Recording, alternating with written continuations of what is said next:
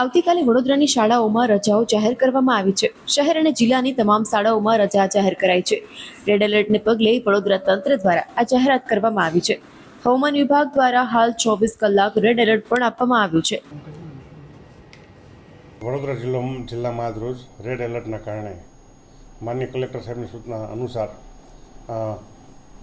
પ્રાથમિક, માધ્યમિક, ઉચ્ચતર માધ્યમિક, સરકારી, ગ્રાન્ટેડ, નોન ગ્રાન્ટેડ અને તમામ બોર્ડની શાળાઓને આવતીકાલે 24/7/27ના રોજ જિલ્લામાં ભારે વરસાદની આગાહીને કારણે કોઈ અઘટિત ઘટના ન બને, બાળકોને મુશ્કેલી ન પડે એ હેતુસર તમામ શાળાઓમાં આવતીકાલે રજા જાહેર કરવામાં આવેલ છે।